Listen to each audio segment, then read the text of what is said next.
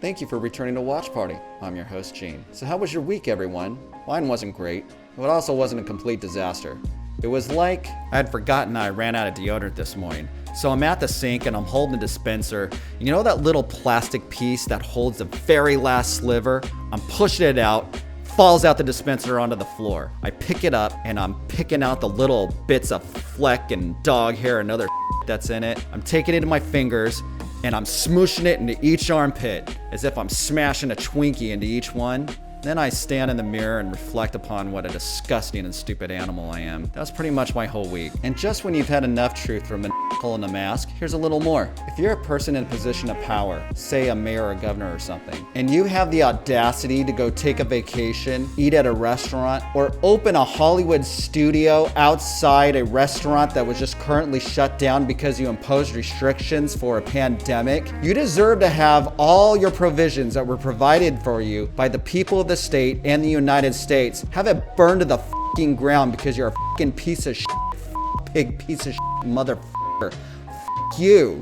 In other words, if anyone's organizing a real protest against these monsters, give your friend Gene a call. Now that we're done holding hands and singing Kumbaya, let's get to the meat of the episode, which is episode 4 of Raised by Wolves. So if you haven't seen it by now, hit pause on the video, watch Raised by Wolves episode 4 on HBO, and come back to this video. We start our recap and analysis in 3, 2, 1. The episode begins with Mother still combing the wilderness for Paul. She's telling him not to run, but hell yes, run, Paul. She's like the female Tom Cruise. I'd be running too. And just as Mother stumbles upon some scattered wreckage of the Ark, she hears Paul falling to his death. So she goes into God mode and swoops in after him. Did anybody else notice a mouth gaping open when Paul was falling? It's time to sleep now, Paul. This lady's got more talent than Bill Cosby. When Moses was in Egypt land, let my people go. The Mithraic come upon a pentagonal sphere which looks amazing. The structure exudes warmth and the Mithraic are convinced that it was sent by their sun god. Okay, this guy is straight up Ragnar from Vikings now because he's doing his wild eye thing and crazy hands. I mean, this is just Ragnar. Mother returns Paul to the hut to rest.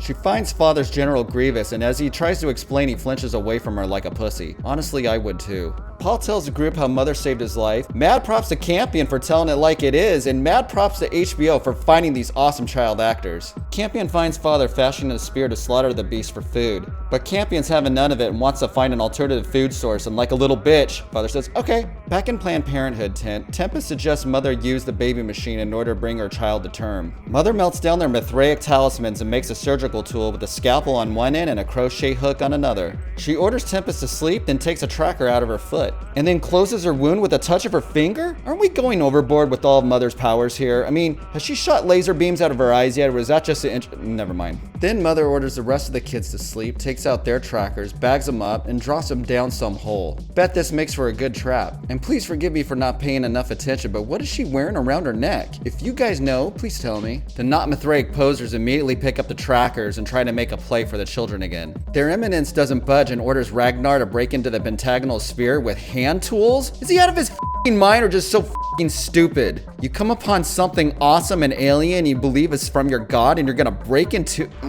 Apparently he does have intuition though and tests her knowledge on Mithraic lullabies, which of course she doesn't know. And look at sexy Android getting all crazy eyes there. Stormy Storm believes the 2 female cyborgs were concubines to his Eminence. Hell to the yes! If that were me, I'd be concubining that all day and night. I did not fornicate with a beautiful woman. It was a robot and therefore not a sin. Oh man. You think God and Moses were thinking that far ahead when they were writing down all those rules? In a practical sense, sex robots are already a thing now. Moses, married people are not allowed to cheat on each other. Sounds reasonable. Got it. You're also not allowed to stick your ding-a-ling in children, animals, and random bathroom stall holes. What? Random What it's the a hell thing in you... the future. If you don't know what's on the other side, just trust me on this one. Alright. And lastly, you're not allowed to fornicate with female robots. What? You're saying we're gonna have lady robots? Yeah. In the future, there will be beautiful female robots who look, feel, smell absolutely amazing. But you I ran out of ink. Moses, are you writing this down? I'm gonna go get... I'll be right back. I'm just gonna go get another pen. Moses, get back here. He's not coming back, is he? Meanwhile, back in Camp Joy, Campion is having no luck finding food. Mother is lifting up moldy jars and saying snowballs. What does she mean by that? Maybe we'll find out, maybe we won't. Father decides to slaughter the creature as food for the children, and Mother decides to reboot the baby making machine to carry Tempest's baby to term. And then we return to the sphere for this bomb-ass scene. Ragnar awakens in the middle of the night to a torturous sound only he can hear. His Eminence has become convinced that Ragnar has become a ticker, that his mind was infected by the necromancer, whatever that means, and is going to euthanize him. Just a moment before he's executed, the soldiers find that a torture device was planted on Ragnar. Ragnar is convinced that it was the Eminence himself, rightfully so. His Eminence defends himself by saying, "It could have been me." Just before the camp is about to turn on their Eminence, the android sucker pulls a gun from another's holster. Ragnar's girlfriend sucker pulls a gun from another's holster even faster and executes the android. F***ing awesome. See, it wasn't me, said his Eminence, it was her. We can still repair her. Then Ragnar pulls the gun from the android's hand and says, "Nope," pumps are full of bullets, no repair necessary. Yes! Back at camp, Father is ordering Campion to slaughter the animal to toughen him up. Naturally, Campion tells Father to go f***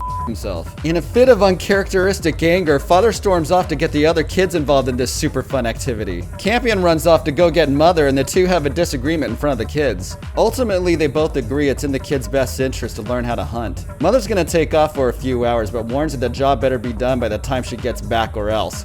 Yeah, right. This brave young lady is the first to take a poke at it, but when it doesn't die by the first stab, she's like, nope. Then the rest of the kids tell Dad to f*** off too and run away. I am so sick of this guy. Everything he touches turns to shit. I think he reminds me too much of Matt Nagy and Mitch Trubisky. At first I thought they were cool, but it turns out they're not the men that we wanted or needed. Sorry guys, it's nothing personal, strictly business. Mother returns to the Ark wreckage, which turns out to be a small section of hibernation chambers. She salvages a metal beam, which we're sure is going to come in handy later. And then what's this? Hooks herself into the Mithraic simulation? Inside, she's greeted by a digital priest who's bugging out. She walks through a hallway into an outdoor area that's an exact replica of Kepler 22b, an exact same setup, and sees another version of herself milling around. What the? She witnesses herself losing her mind on Campion, only this isn't Campion, it's like an alternate Campion, and losing it over these moldy jars. You can't fix this, they're dead and never coming back, she tells him. Are these babies too? Mother then witnesses herself going back outside and confronting an alternate version of Gavin and Hesperia, but they're not acting like real children, just kind of robot and monotone. Hesperia claims that it was actually her and Gavin that melted the snowballs. And not Campion, snowballs. Turns out this version of Campion is a badass in his own way too. Alternate Mother gives the ashes to Campion to spread over the borehole, thus ending our magical mystery tour. What in the hell is happening here? Could it be that this is Mother's way of feeling guilt over the way she treats Campion? From her own screw-ups as a parent. But then there's that snowballs. Could this be memories from a past life, that this has all happened before and it's all happening again? Or could it be like Robert said when he wrote, could it be that they're all still in a simulation and this is some kind of worst case scenario program they're going through? Are they in the Matrix? Dun dun dun. I'm officially back to tripping balls here. Back at the Sphere, Ragnar learns that there is heavy doubt regarding the Eminence's leadership amongst the group, and their new best friend unwittingly reveals that their Eminence knows that they are imposters. The pair decide to abandon the group before the morning and make a break for Paul alone. But when night comes, the Sphere stops exuding the warmth that was keeping everyone alive, and now everyone is freezing to death. In a fit of desperation, his Holy Eminence gives Ragnar dynamite and orders him to blow a hole through the Sphere. When Ragnar shows hesitation, his Eminence confronts Ragnar and tells him he knows he's a phony. But then Ragnar hears a voice in his head. Is it an alien voice coming from the Sphere, or is it the actual Mithraic god? And then the Sphere becomes boiling hot and Ragnar burns his Eminence to a cinder. Happy trails, motherfucker! Did anybody bring marshmallows? It's nightfall back at Camp Challenge as well. Father goes outside to check on the creature but hears a different sound. Assuming that it's Mother, he turns around and sees a small hooded figure with Tally's laugh. Tally again? The hooded figure turns and starts to lead Father away from the hut. Tempest, still stuck in Planned Parenthood, is going crazy with hunger and starts eyeing that scalpel. She takes it to the creature, kills it, and immediately starts devouring its insides. And as Father is about to be led to his doom, he hears a wild shriek come from back inside the camp. He runs back to find Tempest clutching a baby within her arms, a baby that came from the creature. I killed a mother, Tempest screams as she drops to her knees, losing her hunger and her sanity. Holy shit. And that is finally the end of episode 4. I am out of breath. So what'd you guys think of this one? I thought it was another great episode. And what's the deal with this little telly thing giving everybody problems? I mean, it can't just be supernatural, because why else would Father see it too? And I would have faith that Father is going to figure out this mystery, but he's just going to mess it up. Please leave me your impressions in the comment section below. Just no spoiling future episodes, please. And if you enjoyed this review, please like and subscribe. And if you didn't like it, feel free to touch yourself inappropriately. And as always, thank you for watching Sunday Night Watch Party.